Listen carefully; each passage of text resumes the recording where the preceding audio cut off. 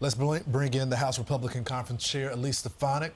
She's a Trump ally, was actually, I think, Elise, the first person in the House to endorse Donald Trump.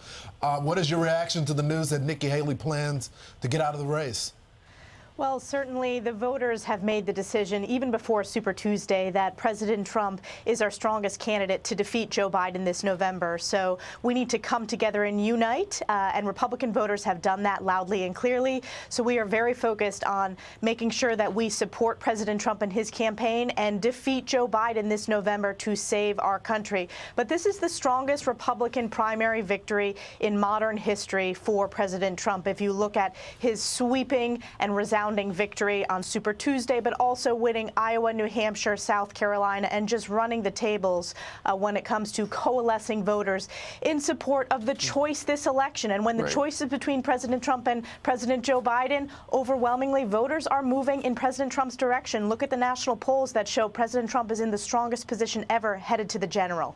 You know, we had Dana Perino on, and she reminded us of this moment. This was Harold Ford Jr., her co-anchor for The Five, and he said that Haley should reach out to Donald Trump. Listen to this. We might have missed a moment tonight.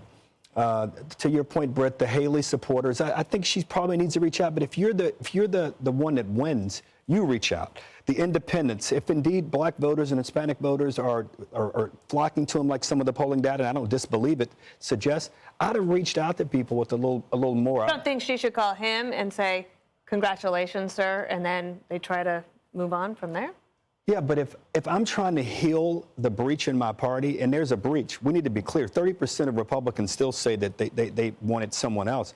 I'd reach out. What does he lose not reaching out to her? So, Congresswoman, who do you think should reach out? You know, it's up to Nikki should endorse President Trump. That should have happened a long time ago, and I'm going to let President Trump handle how he wants to approach this. But my focus is on unifying, and Nikki is far behind where the voters have already been, which is we are unified behind President Trump to defeat Joe Biden. So it's going to be important to have as broad of a coalition as possible, and President Trump has built that in his campaign. You saw Harold Ford talk about the historic support among Hispanic voters, among African-American voters, and independents and soft Democrats.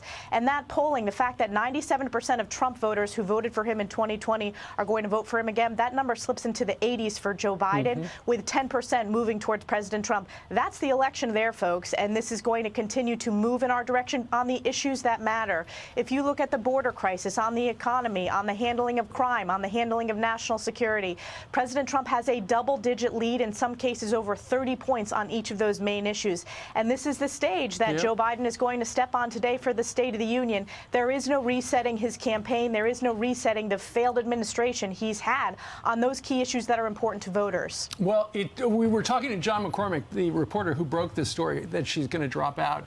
He said her comments are going to be really brief today. It could be 2 or 3 minutes long. But apparently she's going to give Donald Trump an assignment, and that is you've got to earn the support of the people who voted for me, the Republicans and the independents. How does he do that? Well, he's doing it. Nobody needs to give President Trump the assignment. He knows that he is putting forth a vision to save this country, and he has shown that in his resounding victory in the primary. This is the strongest Republican primary win ever in modern American politics, and he should be credited with that.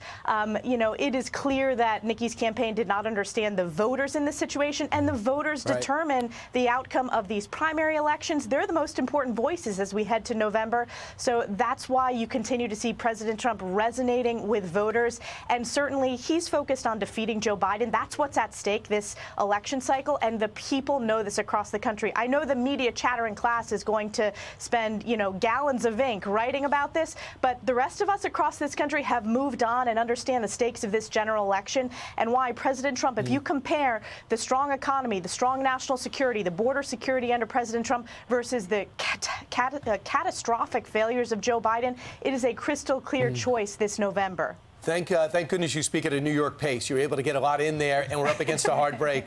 Congresswoman, thanks so much. I appreciate it. Congresswoman. I'm Steve Ducey. I'm Brian Kilmeade. And I'm Ainsley Earhart. And click here to subscribe to the Fox News YouTube page to catch our hottest interviews and most compelling analysis.